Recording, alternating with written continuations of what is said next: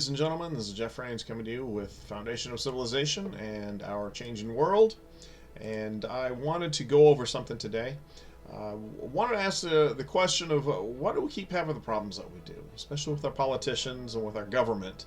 Why are we $37 trillion in debt and our elected officials continue to spend more money than we take in? More importantly, why do they end up getting rich and we keep getting poorer and poorer? The problem is politicians are not held accountable. I'm going to take you back 30 years, a little over 30 years. Many people remember the U.S. president was caught in a scandal involving his interns. But that isn't how the investigation into that president started. It was something much more important and something much more widespread. The president and his associates were being investigated for his involvement into a land development deal. It was called the Whitewater scandal. His associates had started a land development, and he was governor then. He and his wife were partners in this deal. Now,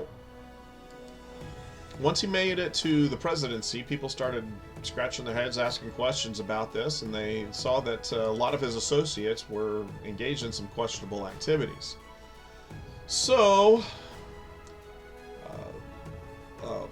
Paula Casey, the new U.S. attorney in Little Rock, who was appointed by Clinton, obtained a federal search warrant for the Little Rock offices of David Hale, a municipal judge who ran a small business lending company called Capital Management Services, and that was subsidized by the Federal Small Business Administration.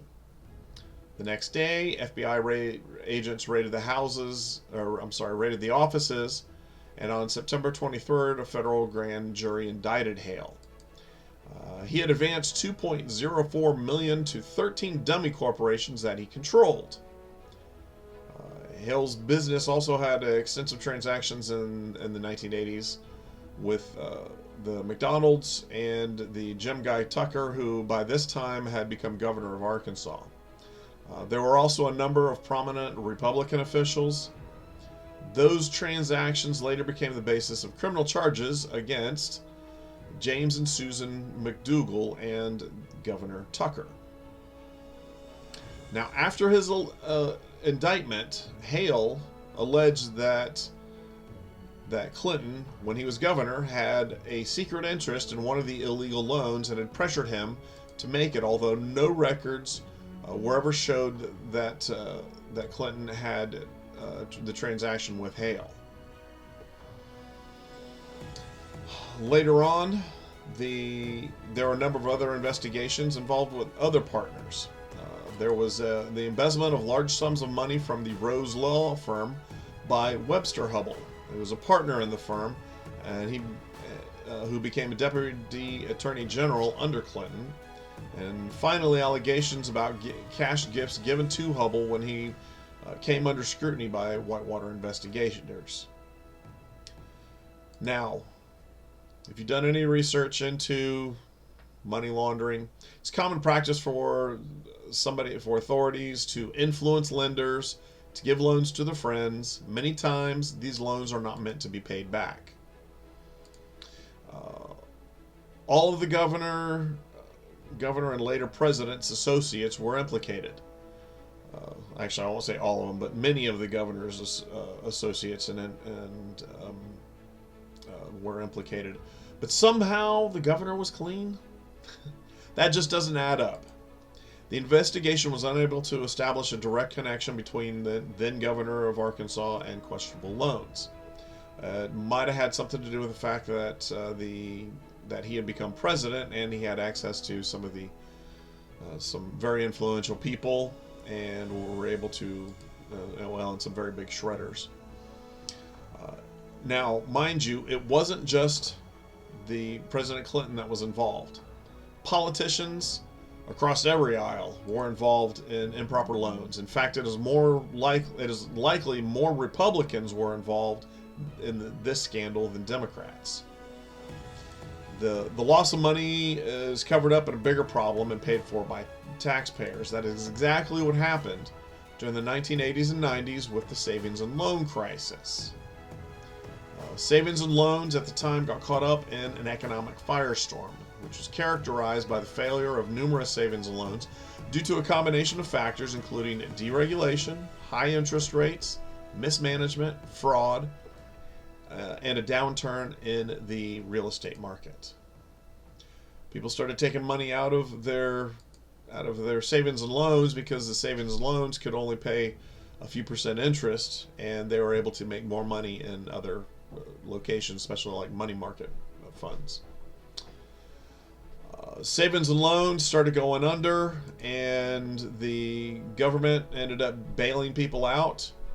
And they set up a corporation called the Resolution Trust Corporation. And between 1989 and 1995, the RTC closed or otherwise resolved 747 savings and loans with total assets of $394 billion. The RTC used a number of methods, including asset sales, auctions, securitizations, and equity partnerships. The ultimate cost of this was estimated to be $124 billion, according to Federal Reserve history. That's the cost to the taxpayers. The resolution efforts also coincided with a recession in the early 90s, with a significant slowdown in both finance and real estate markets. Now, our elected officials covered up the theft through these loans by distracting us with the Starr Report. Now, the Starr Report was brought out because the president had been interviewed in a sexual harassment case, and it was shown that he had lied. The Starr Report gave some salacious details, distracted everybody. This is where the president was shown to have been physically involved with interns. Like I said, it was a distraction. It was to keep us so that we wouldn't rebel against the illegal activities of a sitting president. Today, the cost that to the government will be many times $124 billion, considering inflation. It will be less than a decade later, and the USA would be staring down another financial crisis that would be an even greater cost. Many politicians got away with fraud and got the U.S. taxpayer to pay the bill. Most people don't even realize it. And if we are to fix the problems that we have to get wiser, and we have to hold people accountable. More importantly, we have to hold politicians accountable. Now, if you found this to be of any value to you at all, please like, share, and subscribe. I appreciate it. Like I said, like I tell people, it helps me with my addiction and bringing the news to people. That is all that I have for you today. This is Jeff Rains with Foundation of Civilization and Our Changing World. And I hope that you guys are doing well, and I hope that I will be able to talk to you guys again very soon. Y'all have a great day.